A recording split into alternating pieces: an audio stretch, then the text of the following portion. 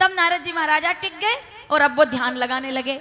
और इतना सुंदर स्थान, नारायण, सब बोलेंगे मेरे साथ क्योंकि आप शुक्ताल में बैठे हैं। नारायण नारायण, ध्यान लग गया भाई। नारायण, कुछ नहीं, टिकते नहीं थे लेकिन उठे ही नहीं, चंचलता समाप्त हो गई। नारायण नारायण, जय जय नारायण नारायण नारायण, ऐसे प्रार्थना करने लगे। अब ध्यान लग गया, ऐसे नारायण नारायण कह रहे हैं। ध्यान जब लग गया तो मुनि गति दीख सुरेश डेराना, कामई बोली कीन सन्माना। इस विषय को केवल मैं छूकर ही निकल जाऊं तो अच्छा है, क्योंकि इस पे ज्यादा बात आज तो नहीं करेंगे कम से कम, कि देवराज इंद्र को मुनि की साधना अच्छी नहीं लगी।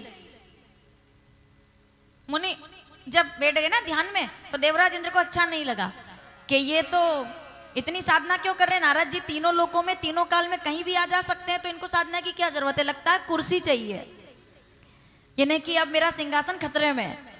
और ये केवल यही नहीं, ये ऊपर से ही चली आ रही है बात, कुर्सी का खतरा। तो आज देवराज इंद्र वो डर करके और कामदेव से कहते हैं कि आप जाइए और ये महात्मा जी का जो ध्यान है इसको भंग कर दीजिए। कामदेव के सामने कौन टिक पाया। कामदेव ने तुरंत अपने 3 बाण, सावधान, चाहे कम समय सुनेंगे लेकिन अच्छा सुनेंगे और पूरी एकाग्रता से सुनेंगे, ठीक है। 3 बाण अपने तरकश में लगाए, नंबर पर ध्यान देना। 3 तीर अपने तरकश में लगाकर चल दिए कामदेव जी महाराज नारद जी का ध्यान भंग करने के लिए। और जब वो आए तो नारद जी ध्यान में बैठे थे। नारायण नारायणम नमस्कृत्यम नरम चैव नरोत्तम, ध्यान लगा रहे ना। देवी सरस्वती व्यास ततो जय मुदीरयेत, बारंबार ध्यान लगा रहे और तभी कामदेव आ गए। आंखें बंद है नारद जी तो ध्यान में अपने। कामदेव आए और अपना पहला तीर, जैसा कि वो अक्सर करते थे, पहला बाण उन्होंने छोड़ दिया। अब पहले तीर का मतलब क्या था। ऋतु बदल गई, ठंडी हवाएं चलने लगी, गंगा का कलकल प्रवाह, गंगा बह रही है। जय जय भगीरथ नंदिनी मुनि जय चकोर चंदनी, मुनि नाग विबुध बंदिता जय जहनु बालिका, जय जय भागीरथ नंदिनी। अब इसको सुनने के लिए आपको काशी की आरती में जाना पड़ेगा, तब सुन पाओगे। जय जय भागीरथ नंदिनी मुनि जय चकोर चंदिनी।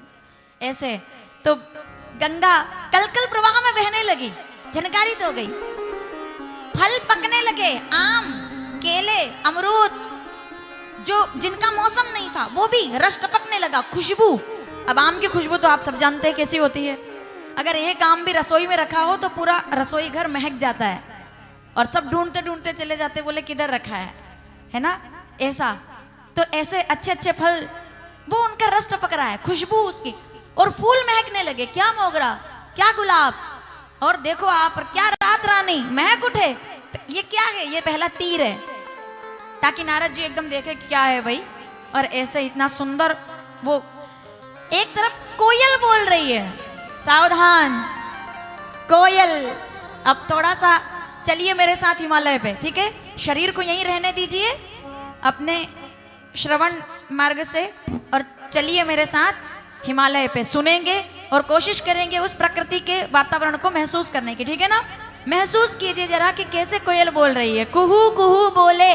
कितना सुंदर वहां पर माहौल बनाया कामदेव ने कि इनका बस ध्यान भंग हो जाए।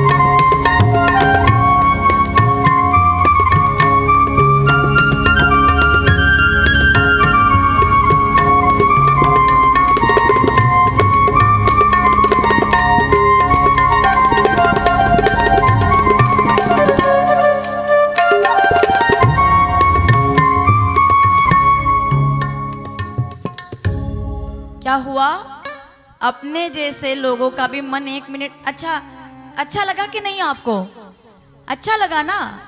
अपने जैसे लोगों का मन जब सज सिंगार ऋत आई बसंती, डाली डाली वो क्या, डालियों पे तितलियां झूमे था। हाँ, सज सिंगार ऋतु आई बसंती। अब इसमें हमारा मन डोल गया। अद्भुत। लेकिन अरे रुको तो सही भैया, हमारा मन डोला है, नारद जी का नहीं डोला है। वो अब भी बैठे हैं। कामदेव का पहला तीर फेल हो गया, नारद जी ने अपनी आंखें नहीं खोली। मुझे प्रसंग बहुत गजब का लगता है। कभी कभी अवसर मिलता है, राम कथा में हम लोग कहते रहते हैं, कामदेव इस समय हार गए, पहला तीर नहीं चला। इतना संगीत बजने के बाद भी हमने गर्दन हिलाई, पर नारद जी ने नहीं है। वो अब भी बैठे हैं, नारायण नारायण नारायण। कामदेव को बड़ा बुरा लगा कि ऐसा तो होता नहीं है, ये कैसे हो सकता है। तो उन्हें कितने तीर लेकर आए वो? 5 7 3। अच्छा, मतलब इसका ये है कि सुना जा रहा है ढंग से ही। अब दूसरा तीर निकाला उन्होंने। दूसरा तीर निकाला तो अब तक प्रकृति बनाई, और अब सुंदर सुंदर कन्याएं नृत्य करने के लिए आ गई। कंगन बजने लगे, घुघरू बजने लगे, पायल, कंगन खनक रहे, चूड़ियां बोल रही है, पायल बज रही है, और ऐसे में सुंदर संगीत बज रहा है। सुंदर संगीत में कन्याएं नाच रही है, नाच रही है कन्याएं। सोचो आप, गजरा कजरा लगा करके, और बढ़िया कंगन बज रहे हैं, चूड़ियां बज रही है, पायल बज रही है, खूब नाची। ऐसे करके वैसे करके खूब नाची, खूब संगीत बजा, खूब नाची, और घुघरू बजते रहे।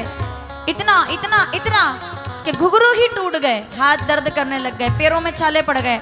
लेकिन हम तो मगन हुए, पर नारद जी मगन आखिर में जाकर के, और घुघरू टूट गए। लेकिन फिर भी अब कन्याओं ने हाथ जोड़ लिए कामदेव के सामने कि अब हमारी क्षमता समाप्त हो गई, अब हम कब तक नाचें। ये तो बाबा जी आंख बंद करके बैठे। कन्याएं चली गई, ये नहीं कि दूसरा तीर भी फेल हो गया, और अब तक कौन विजय में है? नारद जी विजय में है, और नारद जी लगभग जीत गए। कामदेव ने देखा कि मैंने कितना प्रयास किया, फिर भी ये बाबा को मैं अपने स्थान से डिगा नहीं पाया, मेरी गलती हो गई। और वो दौड़ करके गए और नारद जी महाराज के चरणों में जाकर गिर पड़े। पैर पकड़ करके कहा, क्षमा क्षमा क्षमा क्षमा क्षमा क्षमा कर दीजिए, इतना सुना, मुझसे बहुत बड़ी गलती हो गई। नारद जी की आंखें बंद है, एक एक शब्द पर ध्यान देना। नारद जी की आंखें बंद है, मुझसे गलती हो गई। नारद जी की आंखें बंद है, मैं कामदेव आपका ध्यान भंग करने आया था, मुझसे गलती हो गई। नारद जी की आंखें बंद है, मैं कामदेव मैंने बड़ा अपराध कर दिया, मुझसे गलती हो गई, मैं हार स्वीकार करता हूं। आज तक तो केवल मनोज नसावन शंकर भगवान ने मुझे जीता था, पर आज मैं कामदेव सरेंडर करता हूं, मुझे नारद जी ने जीत लिया। महान है आप, महान है आप, महान है। और नारद जी ने धीरे धीरे करके अपनी आंखें खोल दी।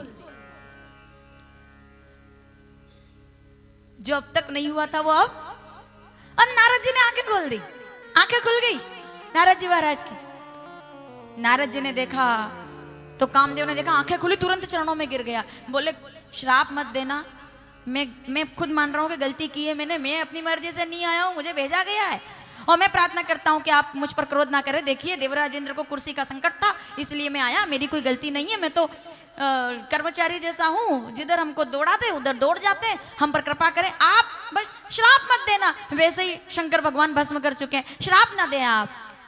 और मैं एक बात कहूं, आप श्राप भी दे दो ना, तब भी एक बात मैं नारद जी महाराज आपसे कहता हूं कि दुनिया में तो कितने ही बड़े बड़े ज्ञानी ध्यानी मुनि महात्मा है, पर कामदेव को जीतने वाले केवल आप हैं। शंकर जी से भी बड़े नंबर पर आज मैं आपको देखता हूं, क्योंकि उनने तो भस्म किया था, आपने तो जीत ही लिया।